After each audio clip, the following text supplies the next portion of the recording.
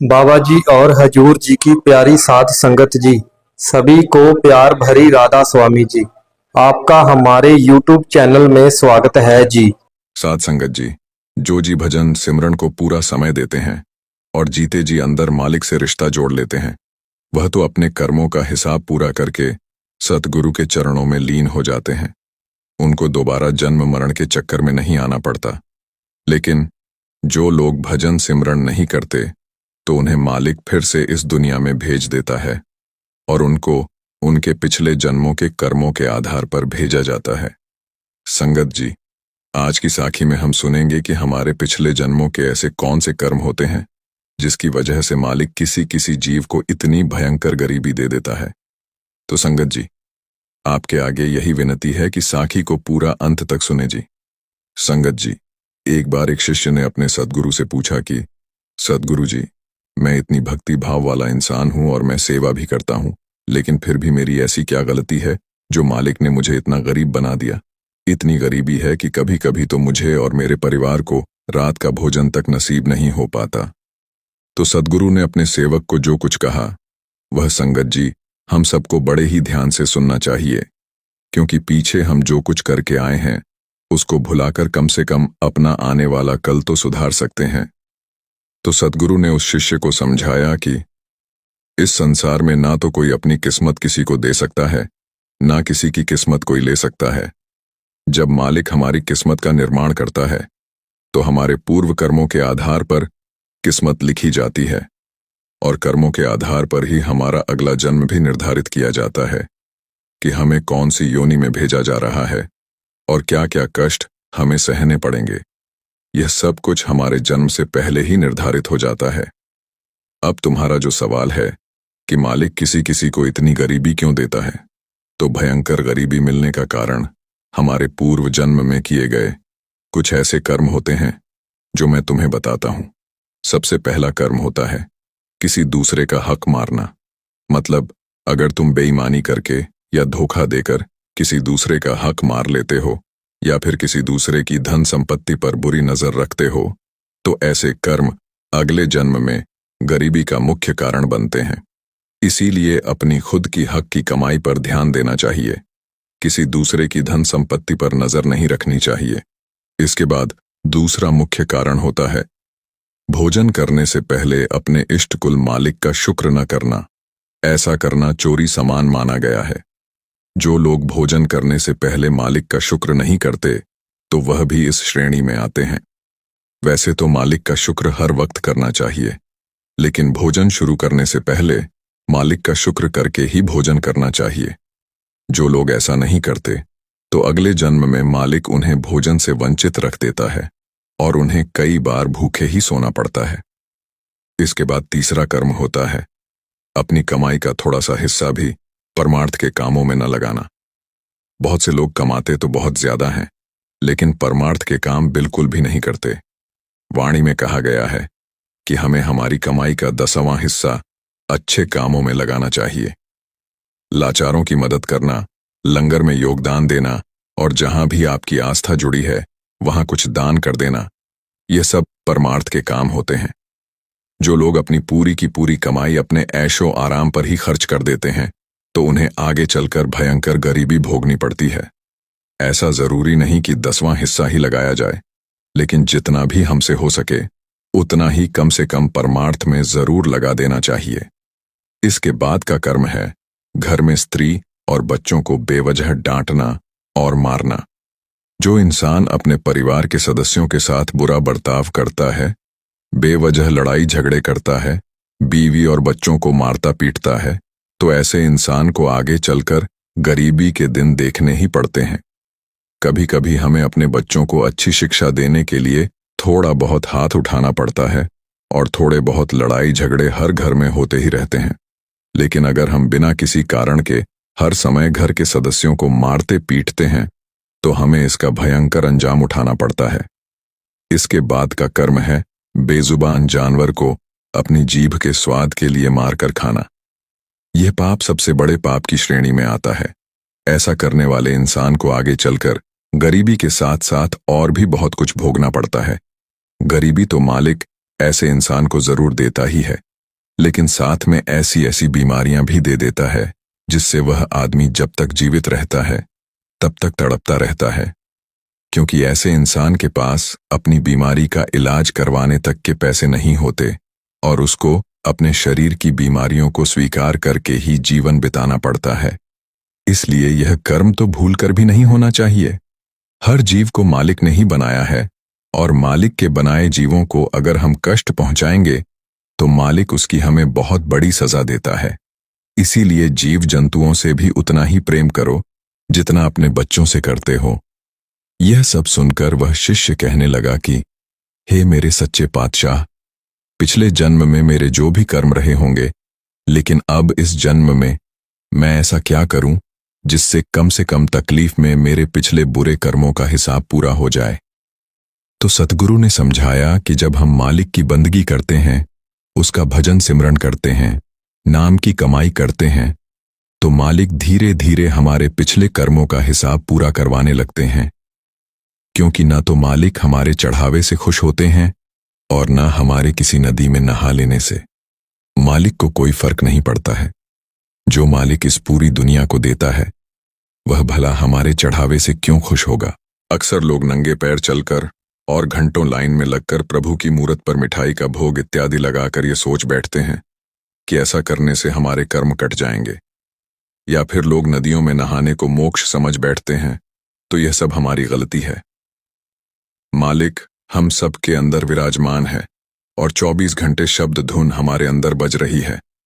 जब हम नाम की कमाई करके अपने अंदर शब्दों को सुनने लगते हैं तो धीरे धीरे हमारे कर्म कटने लगते हैं और हमारा पिछला हिसाब किताब पूरा होने लगता है। भजन सिमरन करने वाले जीव के मालिक सूली को सूल में बदल देते हैं। इसीलिए जितना हो सके भजन सिमरन करो और अपने अंदर जाकर जीते जी मालिक से रिश्ता जोड़ो। तो संगत जी, पीछे हम क्या कुछ कराए हैं ये तो हमें अब याद नहीं, लेकिन हम भजन सिमरन करके अपने पिछले कर्मों का हिसाब तो पूरा कर ही सकते हैं। क्योंकि जब तक हमारा यहां से हिसाब पूरा नहीं हो जाता तब तक हमें बार बार जन्म मरण के चक्कर में आना पड़ेगा। इसलिए हमें गुरु के हुक्म के अनुसार भजन सिमरन जरूर करना चाहिए। काहू न कोऊ सुख दुख करदाता, निज कृत कर्म भोग सब भ्राता। अर्थात कोई किसी को सुख दुख देने वाला नहीं है और सब अपने ही कर्मों का फल भोगते हैं। लेकिन प्रश्न यह उठता है कि हमारे शरीर को एक ना एक दिन मिट जाना है। ऐसे में हमारे कर्मों का फल कौन भोगेगा, क्योंकि भोगने के लिए शरीर का होना भी जरूरी है। लेकिन जब यह शरीर ही नहीं बचेगा तो कर्मों की सजा किसे और कैसे मिलेगी। इस प्रश्न का उत्तर जानने से पहले आपको एक तथ्य बताते हैं जो शायद बहुत कम ही लोग जानते हैं। इंसान के पास एक नहीं बल्कि 3 शरीर होते हैं। दरअसल आत्मा एक नहीं बल्कि 3 शरीरों से ढकी हुई रहती है। पहला बाहरी शरीर है जिसे हम भौतिक या स्थूल शरीर कहते हैं। दूसरा आवरण होता है सूक्ष्म शरीर और सबसे अंदर का आवरण कारण शरीर होता है स्थूल शरीर। स्थूल शरीर एक तरह का नश्वर शरीर है जो एक जीव जन्म के समय धारण करता है, जो 5 तत्वों से बना होता है। इसे आप आत्मा का अस्थायी निवास भी कह सकते हैं, जो मृत्यु के साथ ही नष्ट हो जाता है। स्थूल शरीर को घर के समान बताया गया है। इसके जरिए आत्मा बाहरी संसार से संपर्क बनाकर रखती है।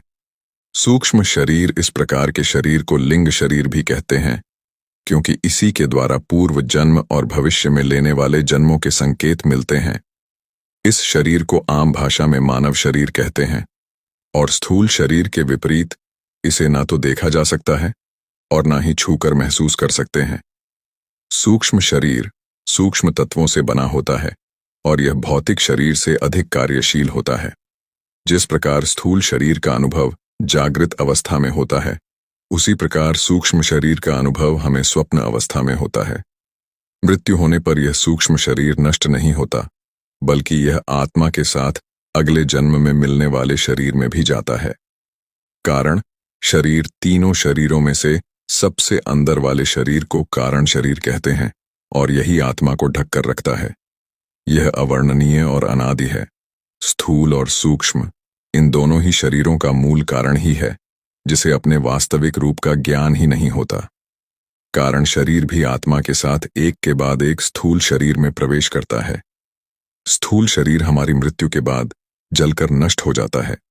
यानी हमारा जो सूक्ष्म शरीर है, जो कभी मरता नहीं, और यही हमारा वह शरीर है जो हमारे द्वारा किए गए कर्मों को भोगता है। सूक्ष्म शरीर ही यमलोक जाता है, जहां हमारे कर्मों का लेखा जोखा तैयार होता है। इसके अलावा हमें कर्मों के आधार पर कई तरह की सजाएं भोगना पड़ती हैं। लोग अपने जीवन में कर्म करते वक्त ना तो उससे मिलने वाले फल के बारे में अधिक सोचते हैं और ना ही यह कि उन कर्मों का उनके भाग्य पर क्या प्रभाव पड़ता है। वह बस इतना ध्यान देते हैं कि जब वह अच्छा कर्म करते हैं तो उन्हें जल्दी से उसका फल चाहिए, और जब बुरा करते हैं तो उसे भूल जाना चाहते हैं। लेकिन शास्त्रों में जिस तरह कर्म का हमारे जीवन पर प्रभाव की व्याख्या की गई है, प्रत्येक व्यक्ति को उसे पर जरूर विचार करना चाहिए। कर्म कितने प्रकार के होते हैं? आगामी, संचित और प्रारब्ध 3 प्रकार के होते हैं। ज्ञान, उत्पत्ति, नियंत्रण। ज्ञानी: देह कृतम पुण्य पाप रूपम कर्म या तदागामी विधीयते। ज्ञान की उत्पत्ति के पश्चात ज्ञानी के शरीर के द्वारा जो पाप पुण्य रूप कर्म होते हैं, वे आगामी कर्म के नाम से जाने जाते हैं। अनंत कोटि जन्मना बीज भूतम सत्यत कर्म जातम पूर्वार्ध तम तिष्ठति तत् संचित ज्ञान अनंत। कोटि जन्म में पूर्व में अर्जित किए हुए कर्म जो बीज रूप से स्थित हैं, उसे संचित कर्म जान एवं शरीर उत्पाद्य इहलोक एवं सुख दुखादि। प्रथम यत् कर्म तत् प्रारब्ध भोगे नष्ट भवति। प्रारब्ध कर्मणा भोग देव अक्षय इति। जो इस शरीर को उत्पन्न करके इस लोक में सुख दुख आदि देने वाले कर्म हैं, जिसका भोग करने से ही नष्ट होते हैं, उन्हें प्रारब्ध कर्म जान। ज्ञानोदय का अर्थ होता है हम की विदाई। मैं की विदाई के बाद जो भी कर्म होते हैं, उन्हें कहा जाता है आगामी कर्म। आगामी कर्मों का कर्म फल कुछ होता नहीं, क्योंकि कर्म फल भुगतने के लिए मौजूद कोई होता नहीं। कर्म फल कौन भोगता? मैं ही चला गया, तो अब फल भोगेगा कौन? समझ में आ रही है बात? जो है ही नहीं, उसको ना तो पुरस्कार मिल सकता है, ना सजा मिल सकती है। कुछ किया था तुमने, जब तक पुलिस तुम्हें पकड़ने आई तुम मर चुके थे। कौन सा फल मिलेगा तुम्हें? तो ज्ञानी का ऐसे ही है, उसे कोई फल नहीं मिलता, क्योंकि अब वह है ही नहीं। ना पाप उसके लिए कोई मायने रखता है, ना पुण्य उसके लिए कोई मायने रखता मकान खाली। ना उपहार ग्रहण करने के लिए कोई है, ना सजा भोगने के लिए कोई है। यह आगामी कर्म है। प्रारब्ध कर्म क्या है कि पैदा हुए हो तो भोगने पड़ेंगे। जब तक ज्ञानोदय नहीं हुआ है, जब तक तुम अपने आप को देह मान रहे हो, तब तक तुम समस्या के वशीभूत भी रहोगे। देह संबंधित सुख दुख लगे ही रहेंगे। यह समस्या कर्म है। इनका नाश इनसे गुजर कर ही होता है। इनका क्षय इनके भोग द्वारा ही संभव है। ज्ञानी को यह भी नहीं सताते। ज्ञानी को क्यों नहीं सताते? क्योंकि ज्ञानी तो है ही नहीं, समस्या कर्म भी। हमने कहा ज्ञानोदय से पहले ही सताते हैं। संचित कर्म क्या है? शंकराचार्य कहते हैं अनंत कोटि जन्म में पूर्व में अर्जित किए हुए कर्म जो बीज रूप से स्थित हैं, उन्हें संचित कर्म कहते हैं। वह तमाम तरह के संस्कार जो देह में ही अवस्थित हैं, जिनका इस जन्म से कोई संबंध भी नहीं, जो तुम्हारी एक एक कोशिका में बैठे हुए हैं, जिन्होंने तुम्हें यह रूप ही दिया है, वह संचित कर्म है। ये देह भी मान लो कि कर्म फल ही है। यूं ही नहीं आ गई यह 2 आंखें, ऐसे ही नहीं है। यह नाक ऐसे ही नहीं है। यह सब कर्म, कर्म, फल, कारण, कार्य की एक लंबी प्रक्रिया का फल है। ये हुए संचित कर्म। यहां भी स्पष्ट है कि संचित कर्म भी तुम्हारे लिए अर्थवान तभी तक है जब तक तुम में देह भाव है। देह भाव से मुक्ति ली नहीं कि तुम संचित कर्म से भी मुक्त हो जाते हो। आपका पुनर्जन्म, अगला जन्म, आत्मा का कष्ट, जन्म की योनि, सब कुछ जुड़ा है आपके कर्मों से। शास्त्रों के अनुसार कर्म करने के 4 माध्यम होते हैं, लेकिन कर्म मुख्य 3 प्रकार के होते हैं। संचित कर्म किसी भी आत्मा के द्वारा हर जन्मों में किए गए कर्मों का एक रिकॉर्ड है। यह सच है कि आप अपने संचित कर्म को नहीं बदल सकते। कुछ भी करते वक्त अपने कर्मों पर अवश्य विचार कीजिए। संचित का अर्थ है जमा किया हुआ अथवा इकट्ठा किया हुआ, यानी यह एक आत्मा के उन कर्मों का एक बही खाता है जो उसने अब तक इकट्ठा किए हैं। एक आत्मा कई बार जन्म लेती है और कई सदियों से जन्म लेती आ रही है। हर जन्म में उसने कुछ अच्छे और कुछ बुरे कर्म किए होंगे। वे सारे कर्म इकट्ठा होकर संचित कर्म कहलाते हैं। यानी कि संचित कर्म किसी भी आत्मा के द्वारा हर जन्मों में किए गए कर्मों का एक रिकॉर्ड है। अपने इन कर्मों के बारे में किसी भी मनुष्य को जानकारी नहीं। वह केवल वर्तमान के जन्म के कर्म के प्रति सजग रह सकता है। लेकिन भगवान इन कर्मों को जानते हैं और वह उसके अनुसार आपको फल भी देते हैं। प्रारब्ध कर्म, प्रारब्ध यानी भाग्य, और प्रारब्ध कर्म यानी कर्म के आधार पर मिला भाग्य। किसी भी मनुष्य का जो संचित कर्म है वह किसी स्टोर रूम में पड़ा धूल नहीं फांक रहा होता, या कोई भी मनुष्य उससे पीछा नहीं छुड़ा सकता, बल्कि उसी में से थोड़ा सा कर्म निकालकर उसके आधार पर आपके अगले जन्म का भाग्य भी तय होता है, और यह भी आपको अब इस जन्म में क्या क्या भोगना है। संचित कर्म के आधार पर ही यह तय होता है कि आपका इस जन्म का परिवार, जीवन और भाग्य कैसा होगा। अगर आपके संचित कर्म में बुरे कर्म अधिक होंगे तो आपको उसके फलस्वरूप कष्टप्रद जीवन मिलेगा, और अगर अच्छे होंगे तो अच्छा परिवार और अच्छा जीवन मिलेगा। इसलिए कहते हैं कि जब भाग्य खराब हो तो किस्मत को दोष नहीं दिया जा सकता, बल्कि यह आपके ही बुरे कर्मों का फल होता है। यानी वह कर्म जो आपने पिछले कई जन्मों में किया है, उसी से आपका प्रारब्ध भी निर्धारित होता है, और संचित कर्म का थोड़ा सा हिस्सा भुगतना भी पड़ता है।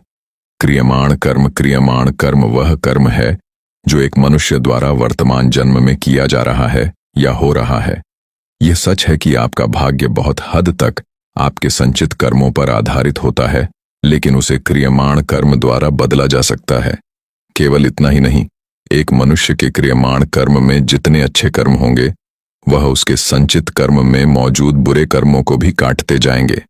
इसलिए यह आवश्यक है कि हर व्यक्ति अभी अपने भाग्य को कोसने के बजाय अपने कर्मों पर ध्यान दे, ताकि आगे उसका जीवन अच्छा बीते। तभी तो भगवान श्री कृष्ण ने कहा है कि कर्म कर, फल की चिंता मत कर। यह सच है कि आप अपने संचित कर्म को नहीं बदल सकते, लेकिन संचित कर्म में अच्छे और बुरे कर्म दोनों शामिल होते हैं, और आपको दोनों बार बार जन्म लेकर तब तक भुगतना होता है जब तक कर्मों का हिसाब शून्य ना हो जाए। जब यह शून्य हो जाता है तभी आत्मा जन्म मृत्यु के चक्र से मुक्ति पाती है, क्योंकि उसके पास अब कोई कर्म नहीं बचता भुगतने के लिए। अगर आपने अभी अपने कर्मों पर ध्यान दिया तो संचित कर्म में मौजूद बुरे कर्म अच्छे कर्मों से घटते जाएंगे, और आपका भावी जन्म न केवल उच्चतर होगा बल्कि आत्मा भी मोक्ष की ओर अग्रसर होती जाएगी। इसलिए कुछ भी करते वक्त अपने कर्मों पर अवश्य विचार कीजिए। हमारे जीवन में हम बहुत से लोग कहते हैं कि यह तेरे कर्म के अनुसार हुआ, यह तेरा कर्म का फल है। तूने अच्छा किया तो अच्छा फल मिला, और बुरा किया तब बुरा फल मिला। रंगमंच के सांसारिक मोह माया में क्या कर्म का फल सच है? ऐसा उचित है? तब हम आज के सांसारिक दृष्टिकोण से देखते हैं कि आज कोई न कोई किसी न किसी को कहीं न कहीं छल या फरेब कर रहा है। जीवन के सब कर्म ही तो हैं। सच तो हम सब इंसान हैं, क्योंकि हम सभी कहीं न कहीं अपने कर्म अच्छे या बुरे नहीं समझ पाते हैं। क्योंकि जीवन एक नदिया की तरह है जिसमें समय एक पानी है और हमारा दिनचर्या एक कर्म है। इस कहानी में कर्म सभी इंसानों का अपना अपना अलग अलग कर्म होता है, और इस कर्म के अनुसार हम मनुष्य जीवन में फल भोगते हैं। सांसारिक जीवन में कर्म फल ही हमारा आईना होता है, और हम सब अपने कर्मों के अनुसार धन संपदा, सुख दुख, खुशियां, शारीरिक परेशानियां और जीवन में तरह तरह की कठिनाइयां और सुख को भोगते हुए अपने जीवन के अंत समय में पहुंचते हैं। और उसे अंत समय में हमारे कर्म फल का आईना हमें समझ आता है, क्योंकि मानव बचपन से जवानी तक तो मस्ती में मस्त रहता है, जवानी से अधेड़ उम्र तक अपने कर्मों में लिप्त रहता है, और समझदार होते हुए भी नासमझी या समझ से काम लेता है, परंतु फिर भी जवानी से अधेड़ावस्था की उम्र तक कुछ कुछ सोच समझकर कुछ मजबूरी में भी गलतियां कर जाता है। परंतु हमारा कर्म फल निश्चित है, क्योंकि विधि का विधान और जीवन का फल धरती, आकाश, जलवायु और अग्नि पर निश्चित होता है, क्योंकि हमारा शरीर पंचतत्व से बना हुआ है, जिससे हमारा संपर्क सदा और हमेशा ईश्वर की बनाई हुई मूर्ति मतलब हम इंसान से रहता है। और मनुष्य जो भी पल पल क्षण भर में कर्म करता है वह सभी लेखा जोखा ईश्वर की डायरी यानी पंच तत्वों में घूमता रहता है। और जब हमारे अच्छे कर्म या बुरे कर्म का फल समाप्त होता है या खाता बंद होता है, तब उस खाते के अनुसार हमारे कर्मों हम सभी को निश्चित रूप में भोगना पड़ता है। यह एक कड़वा सच है कि हर मनुष्य का कर्म ही एक आईना होता है, जिससे हमारे जीवन की राह में खुशियां और दुख की घड़ियां हमको समझाती हैं कि हम ऐसा कोई कर्म ना करें जिससे हमें दुख की राह देखना पड़े। जीवन में सभी सांसारिक मोह माया में बंधे हुए हैं और जीवन में सभी जानते हैं कि सभी को जीवन में अकेले आना और अकेले जाना पड़ता है, यानी कि मृत्यु में और जन्म में सभी को अकेले ही यात्रा करनी पड़ती है। हम जीवन में आकर्षण और सांसारिक आनंद में लिप्त कर्मों में यह भूल जाते हैं कि यह शरीर और यह आत्मा हमारी अपनी नहीं है, और यह है शरीर कुछ भी नहीं है, सब कुछ मन, भाव और अंतरात्मा के कर्मों का भाव है। जीवन में कर्म ही एक जीवन का सच है, क्योंकि हमारे जीवन की राह और जीवन में सुख दुख हमारे कर्म फल का आईना है। सच तो आज कलयुग में कुछ भी नहीं है, क्योंकि हम अगर अपने ग्रंथों, अपने वेदों को उठाकर देखें तब हम सच को पहचान सकते हैं। हर युग में हर प्राणी ने अपने कर्मों की फलों को भोगना पड़ता है। द्वापर, सतयुग, त्रेता और कलयुग, हम सभी युगों में अपने कर्मों के फलों को भोगते आए हैं, और कलयुग में हम तीनों युगों की गाथाएं पढ़ते हैं, जिसमें भगवान की लीलाएं और भगवान के वनवास के साथ साथ महाभारत आदि में दिखाया गया है। भाइयों भाइयों में युद्ध, यह सब प्रभु की लीला और कर्मों का फल है, और हम सभी भी कर्मों के फल को देखते हुए जीवन को पूर्ण करते हैं। यही जीवन का अंत या सुखद अंत या जीवन का पूर्ण विराम कहे, बस कहानी कर्म ही जीवन का आईना है। यह कर्म फल ही हमारा सबका आईना होता है। कर्म प्रधान विश्व कर रखा, जो जस कर ही तस ही फल चाखा। इसके अनुसार पूरा विश्व कर्म के सिद्धांत के अनुसार चलता है, जिसमें जीव के हर कर्म का फल उसे भोगना ही पड़ता है, चाहे करोड़ों वर्ष क्यों न बीत जाए।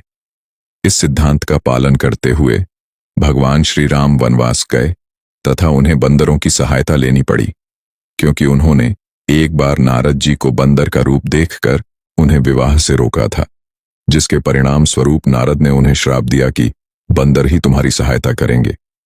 इससे यह सिद्ध हो जाता है कि कर्म फल हर प्राणी को भोगना ही पड़ता है। कर्म फल 3 प्रकार के होते हैं। पहले के अनुसार मनुष्य पूर्व जन्म के कर्म फलों के अनुसार अपना अगला जन्म पाता है। यदि पूर्व जन्म में इसकी वृद्धि और कर्म पशु जैसे थे तो उसे पशु योनि मिलती है। इसी के अनुसार उसके कर्मों के आधार पर उसे मनुष्य योनि में परिवार तथा मां बाप इत्यादि मिलते हैं। इसको प्रारब्ध भी कहा जाता है। कर्म फल का दूसरा प्रकार है संचित कर्म।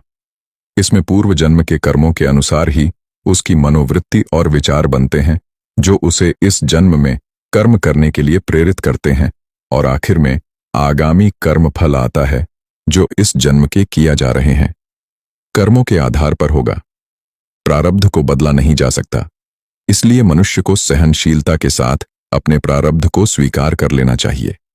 मनुष्य एक ऐसा प्राणी है जिसको बुद्धि प्राप्त है, इसलिए संचित कर्मों के फल को पूरा करने के लिए मनुष्य को कर्म योग का मार्ग अपनाना चाहिए। यह निष्काम कर्म का मार्ग है, जिसमें मनुष्य हर जीव में ईश्वर को देखते हुए अपना कर्म करता है और कर्म फल को ईश्वर को समर्पित करता है। इस प्रकार वह संचित कर्म फल से मुक्ति पाता हुआ आगामी कर्मों के फल से भी मुक्त हो जाता है। ईश्वर प्राप्ति के लिए आध्यात्म के अनुसार ज्ञान, भक्ति तथा कर्म योग निर्धारित है। निष्काम कर्म को कर्म योग माना जाता है। जिस प्रकार भक्ति के द्वारा भगवान की पूजा की जाती है, उसी प्रकार कर्म योगी अपने कर्म फल को भगवान को अर्पण करके अपनी श्रद्धा प्रकट करता है। इसके द्वारा मनुष्य आगामी कर्म फल से मुक्त होकर संचित कर्म फल पर भी विजय प्राप्त कर लेता है, क्योंकि संचित कर्म पूर्व जन्म के कर्म फल के अनुसार बने उसके विचारों के द्वारा किए जाते हैं। इसके द्वारा वह अपनी दूषित मनोवृत्ति पर विजय प्राप्त कर लेता है। गीता में भी कर्म योगी को सर्वश्रेष्ठ माना गया है, क्योंकि नियत कर्म हर मनुष्य को परम आवश्यक है। नियत कर्म ना करने से मनुष्य अपनी अपनी ईश्वर द्वारा दी हुई जिम्मेदारियों से भागने की कोशिश करता है, जो ईश्वर को पसंद नहीं है। इसलिए कर्म योग के द्वारा भी मोक्ष प्राप्त किया जा सकता है। इसलिए हर गृहस्थी को अपने परिवार का पालन पोषण कर्म योगी की तरह करते हुए उसे समाज का अंग बनाना चाहिए। कर्म का रास्ता बहुत अजीब है। जितना आप इसे समझते हैं, यह उतना ही आपको आश्चर्यचकित करता है। यह लोगों को मिलाता भी है और उन्हें दूर भी कर देता है। कर्म के कारण ही कोई व्यक्ति कमजोर हो जाता है और कोई व्यक्ति शक्तिशाली।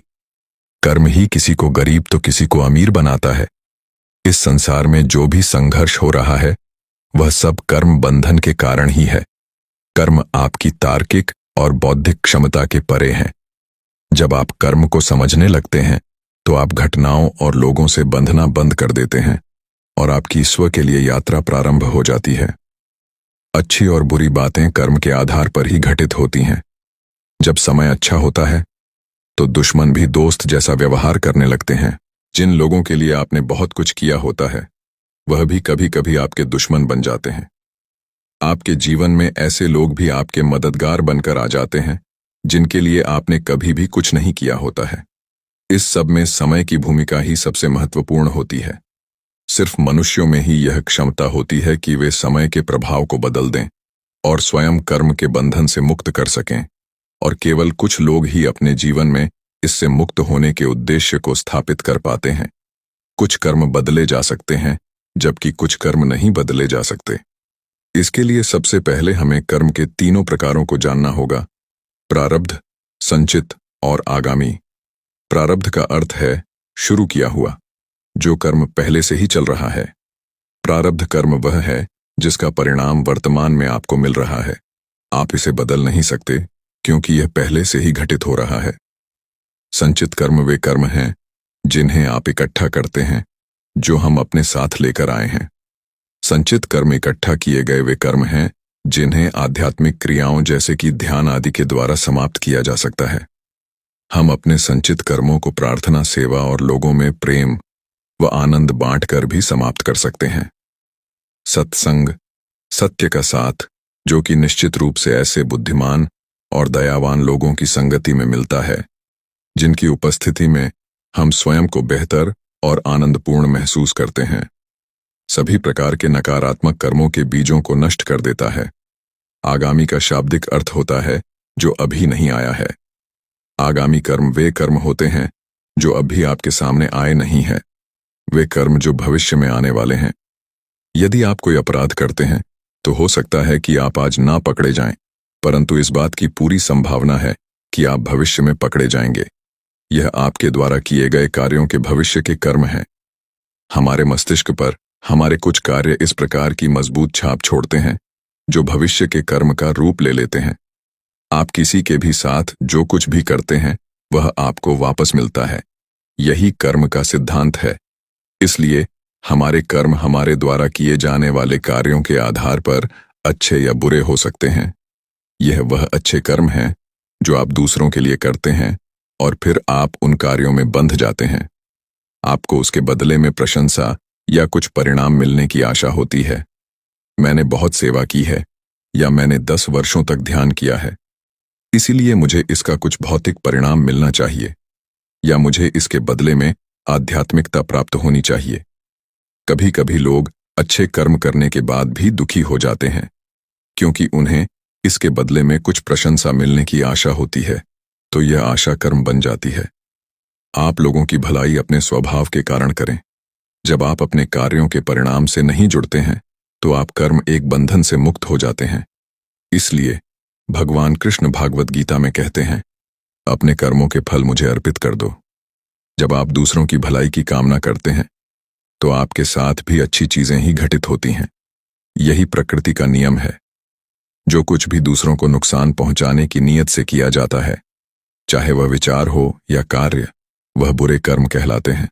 गुरुदेव श्री श्री रविशंकर ने बहुत सुंदरता के साथ बताया है कि हमें बुरे कर्मों से दूर क्यों रहना चाहिए। वह कहते हैं, हमें कुछ भी बुरा क्यों नहीं करना चाहिए। आइए इसे समझें।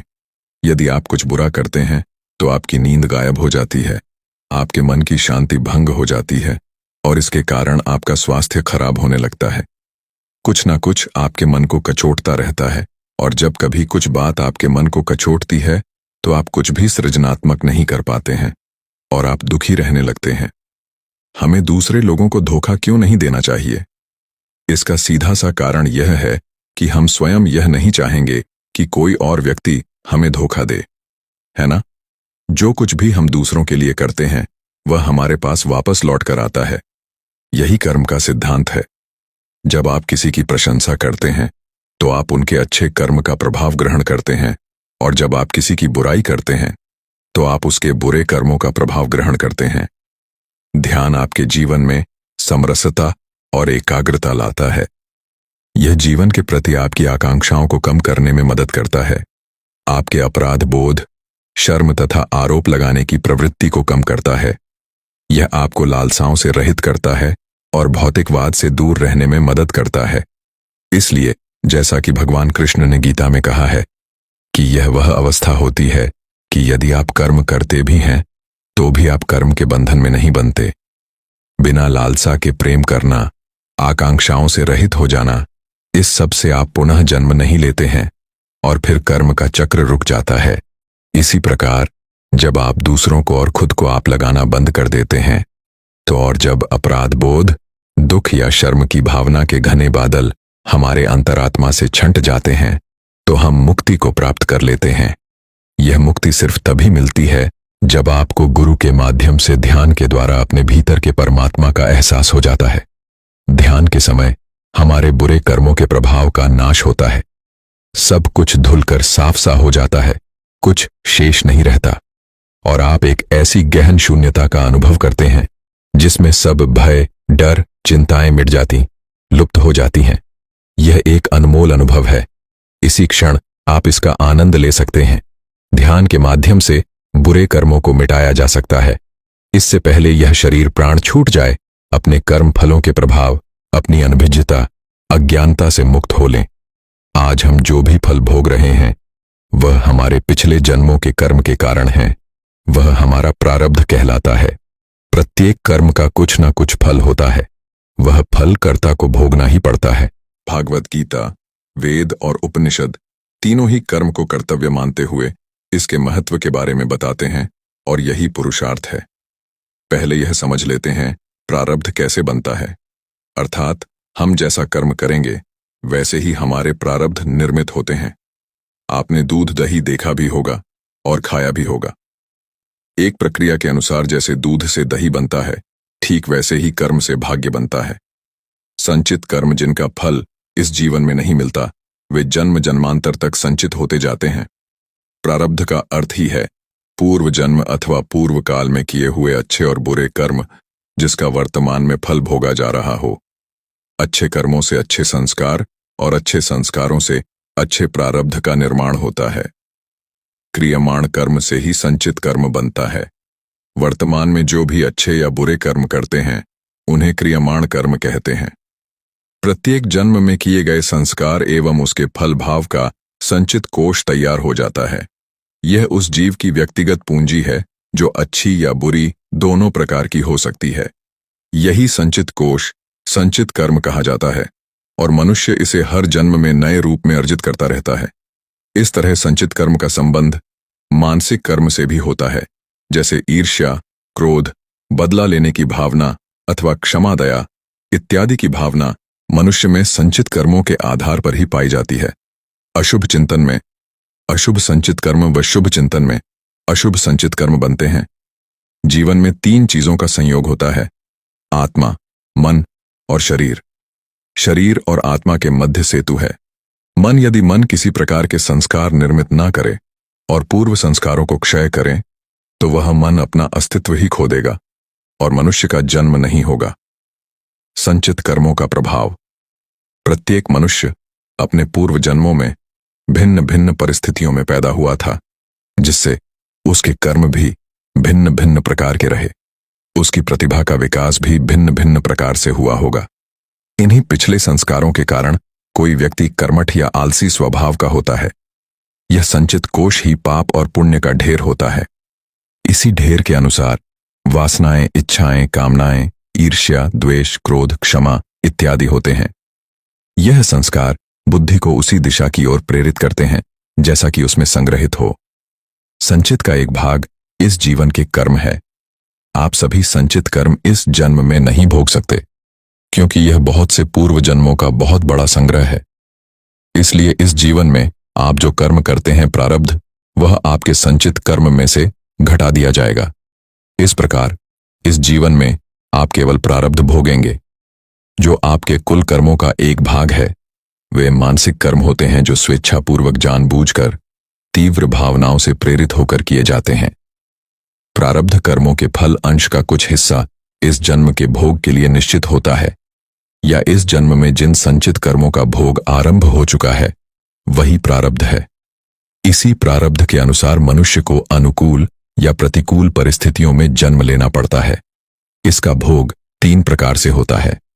अनिच्छा से वे बातें जिन पर मनुष्य का वश नहीं और ना ही विचार किया हो, जैसे भूकंप आदि पर इच्छा से दूसरों के द्वारा दिया गया सुख दुख, स्वेच्छा से इस समय मनुष्य की बुद्धि ही वैसी हो जाया करती है जिससे वह प्रारब्ध के वशीभूत अपने भोग के लिए स्वयं कारक बन जाता है।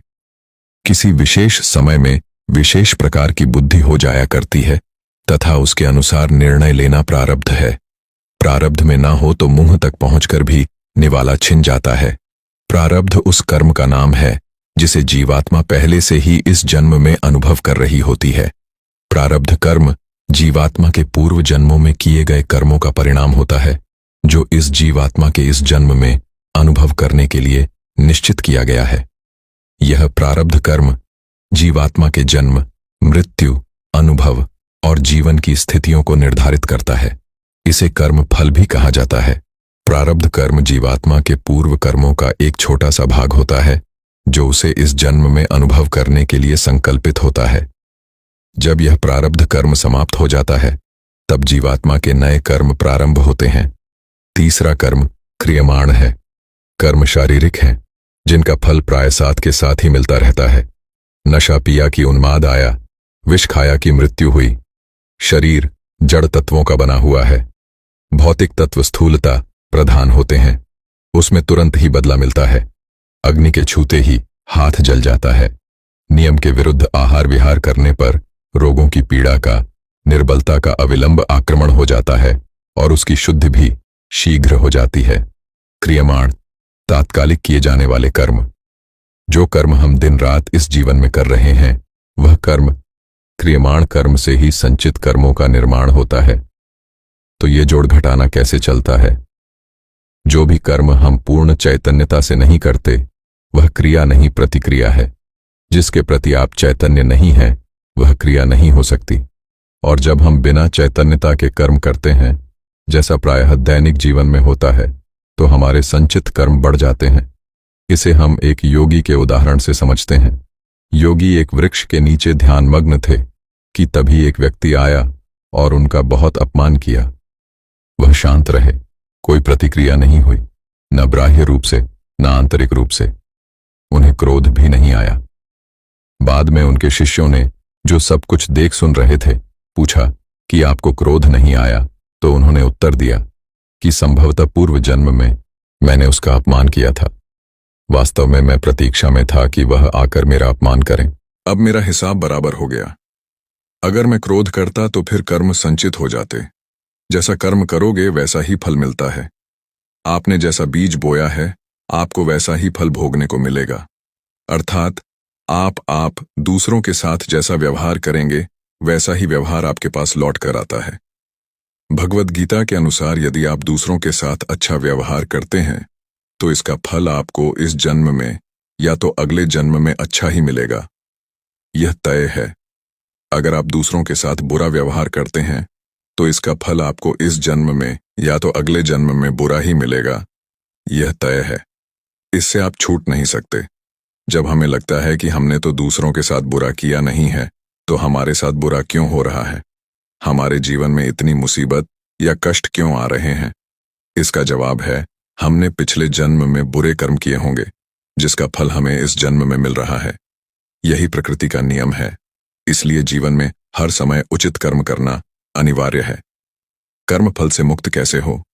कर्म फल से कोई भी मुक्त नहीं हो सकता। हमने जन्म लिया है तो कोई ना कोई कर्म हमें करना ही पड़ता है। कोई भी इससे छूट नहीं सकता। किंतु भगवद गीता के अनुसार निष्काम भाव से फल की इच्छा किए बिना कर्म को सिर्फ अपना कर्तव्य समझकर करना ही कर्म बंधन से मुक्ति पाने का एकमात्र उपाय है। कर्मण्येवाधिकारस्ते मां फलेषु कदाचन मां कर्म फल हेतु मानते संकोच व कर्मण्य, अर्थात तेरा कर्म करने में ही अधिकार है, उसके फलों में कदापि नहीं। इसीलिए तू फल की इच्छा से कर्म मत कर, और ना ही ऐसा सोच कि फल की आशा के बिना कर्म क्यों करूं। अर्थात तुझे किसी भी अवस्था में कर्म फल की इच्छा नहीं होनी चाहिए। भगवान श्री कृष्ण कहते हैं कि निष्काम कर्म ही कर्म योग की श्रेणी में आता है। जो व्यक्ति कर्म को अपना कर्तव्य या धर्म समझकर कर रहे हैं वे तनाव मुक्त रहते हैं। ऐसे व्यक्ति फल ना मिलने पर भी निराश नहीं होते और अपना कर्तव्य कर्म करते रहते हैं। सुख दुख समय कृत्वा, लाभ वाला भाव या जो तत्व युद्ध, राजस्व एवं पाप वापसी, अर्थात सुख दुख, लाभ हानि और जय पराजय को समान मानकर कर युद्ध के लिए तैयार हो जाओ। इस प्रकार तुमको पाप के भागी नहीं बनोगे। कर्तव्य के पालन हेतु युद्ध करो। युद्ध से मिलने वाले सुख दुख, लाभ हानि, जय पराजय को समान समझो। यदि तुम इस प्रकार अपने कर्तव्य का निर्वहन करोगे तब तुम्हें कोई पाप नहीं लगेगा। ऐसा अक्सर कहा जाता है कि आज हम जो भी फल भोग रहे हैं वह हमारे पूर्व जन्म के कर्म के कारण है, लेकिन यह बात पूर्णतः सत्य नहीं है। इसका मतलब यह कि इसमें कुछ तो सच है। अक्सर समाज में ऐसी धारणाएं प्रचलित हो जाती हैं और इस धारणा के चलते हिंदू धर्म को भाग्यवादियों का धर्म मान लिया जाता है। इस धारणा के चलते यह भी मान लिया जाता है कि फिर तो हमें कोई कर्म करना ही नहीं चाहिए। जब सब कुछ पूर्व जन्म से ही तय और निश्चित है तो। लेकिन ऐसी धारणा का प्रचलन समाज में इसलिए होता है क्योंकि अधिकांश लोग कर्म के सिद्धांत को पूर्णता समझते नहीं हैं। धर्मशास्त्र और नीति शास्त्रों में कहा गया है कि कर्म के बगैर गति नहीं। सनातन धर्म भाग्यवाद का धर्म नहीं है। कर्म से ही भाग्य का जन्म होता है। वेद, उपनिषद और गीता तीनों ही कर्म को कर्तव्य मानते हुए इसके महत्व को बताते हैं। यही पुरुषार्थ है। श्रेष्ठ और निरंतर कर्म किए जाने या सही दिशा में सक्रिय बने रहने से ही पुरुषार्थ फलित होता है। वेदों में कहा गया है कि समय तुमको बदले इससे पूर्व तुम ही स्वयं या समय को बदल लो। यही कर्म का मूल सिद्धांत है, अन्यथा फिर तुम्हें प्रकृति या दूसरों के अनुसार ही जीवन जीना होगा। व्यक्ति निरंतर कर्म करता रहता है। सोया हुआ व्यक्ति भी कर्म कर रहा है। कर्म का संबंध हमारे शरीर, मन, मस्तिष्क और चित्त की गति से है। गति कभी भी रुकती नहीं है, रुकने में भी एक गति है। इस कर्म गति से ही अगले कर्म की गति निर्मित होती है। कुछ ऐसा कर्म होते हैं जिनका फल चमत्कार की तरह प्रस्तुत होता है। वर्तमान में जो कर्म किया जाता है वही क्रियमाण कर्म कहा जाता है। अक्सर लोग प्रारब्ध कर्म की बुराई करते हुए कहते हैं कि यह तो हिंदू धर्म की भाग्यवादी और अकर्मण्यता की विचारधारा से उपजा विचार है। यह लोगों को निकम्मा बनाता है। इसके जवाब में पहले यह जान लेते हैं कि प्रारब्ध कर्म क्या है। हम जो भी कर रहे हैं, जैसे सोचना, देखना, सुनना, समझना, रोना, हंसना और अन्य कर्म करना, उनमें से कुछ हमारी आदतें बनकर संचित होने लगते हैं। संचित अर्थात संग्रहित, संग्रहित अर्थात स्टोर। वह कर्म जो स्टोर हो रहे हैं वह संचित कर्म कहे जाते हैं।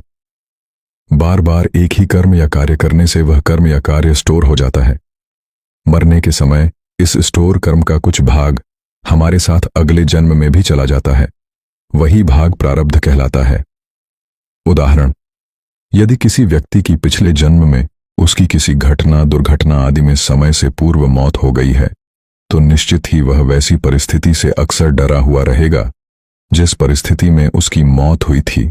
उदाहरण, यदि किसी व्यक्ति को किसी भी प्रकार का रोग हुआ है तो वह उसके द्वारा किए गए पूर्व कर्म का ही परिणाम है। कैसे? उसने निश्चित ही अपने शरीर का ध्यान नहीं रखा, अनावश्यक खाद्य पदार्थों का सेवन किया होगा या कोई संक्रमित भोजन व पानी को ग्रहण किया होगा। हालांकि आप पूछ सकते हैं कि किसी व्यक्ति के सिर पर अचानक कहीं से पत्थर आकर लगे तो यह उसने कौन सा कर्म किया होगा जो पत्थर लगा। पहली बात तो यह कि उसका वहां खड़ा होना ही उसका प्रथम कर्म है। बाकी इसे समझने के लिए कर्म सिद्धांत के विस्तार में जाना होगा। हिंदू दर्शन के अनुसार मृत्यु के बाद मात्र यह भौतिक शरीर या देह ही नष्ट होती है, जबकि सूक्ष्म शरीर जन्म जन्मांतर तक आत्मा के साथ संयुक्त रहता है।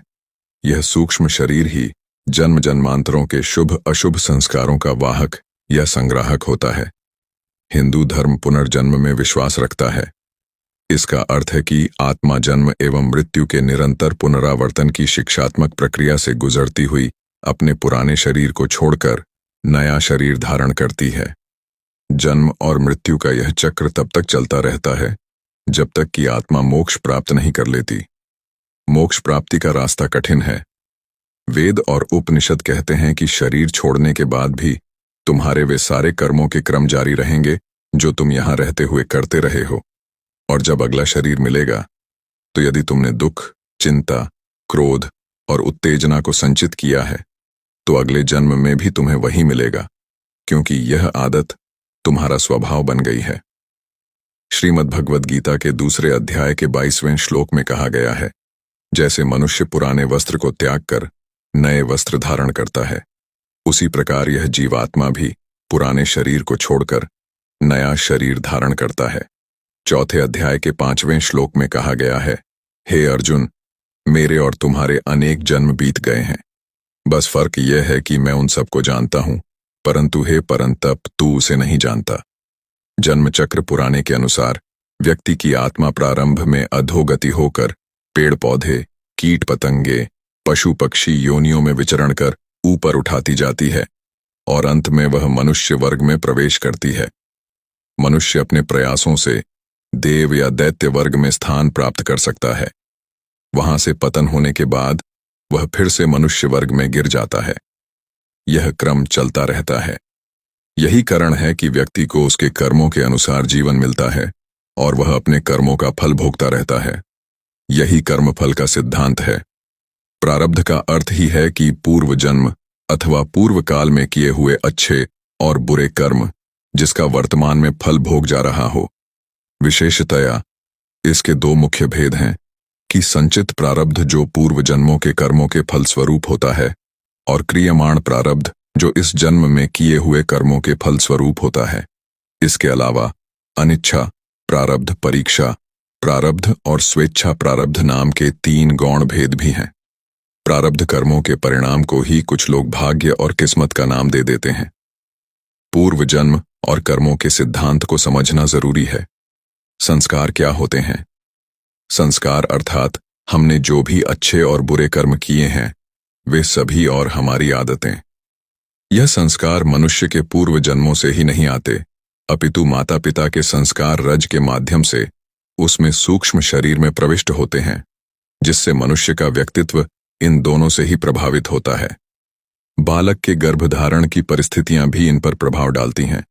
यह कर्म संस्कार ही प्रत्येक जन्म में संग्रहित होते चले जाते हैं, जिससे कर्मों अच्छे बुरे दोनों का एक विशाल भंडार बनता जाता है। इसे संचित कर्म कहते हैं। इन संचित कर्मों का कुछ भाग एक जीवन में भोगने के लिए उपस्थित रहता है और यही जीवन प्रेरणा का कार्य करता है। अच्छे बुरे संस्कार होने के कारण मनुष्य अपने जीवन में प्रेरणा का कार्य करता है। अच्छे बुरे संस्कार होने के कारण मनुष्य अपने जीवन में अच्छे बुरे कर्म करता है। फिर इन कर्मों से अच्छे बुरे नए संस्कार बनते रहते हैं तथा इन संस्कारों की एक अंतहीन श्रृंखला बनती चली जाती है, जिससे मनुष्य के व्यक्तित्व का निर्माण होता है। दरअसल इन संचित कर्मों में से एक छोटा हिस्सा हमें नए जन्म में भोगने के लिए मिल जाता है। इसे प्रारब्ध कहते हैं। यह प्रारब्ध कर्म ही नए होने वाले जन्म की योनि व उसमें मिलने वाले भोग को निर्धारित करते हैं। फिर इस जन्म में किए गए कर्म, जिनको क्रियमाण कहा जाता है, वह भी संचित संस्कारों में जाकर जमा होते रहते हैं। जिस तरह से चोर को मदद करने के जुर्म में साथी को भी सजा होती है, ठीक उसी तरह काम्य कर्म और संचित कर्म में हमें अपनों के किए हुए कार्य का भी फल भोगना पड़ता है। और इसीलिए कहा जाता है कि अच्छे लोगों का साथ करो ताकि कर्म की किताब साफ रहे। जिस बालक को बचपन से ही अच्छे संस्कार मिले हैं, उसका कर्म भी अच्छा ही होगा और फिर उसके संचित कर्म भी अच्छे ही होंगे। अलग जन्म में उसे अच्छा प्रारब्ध ही मिलेगा।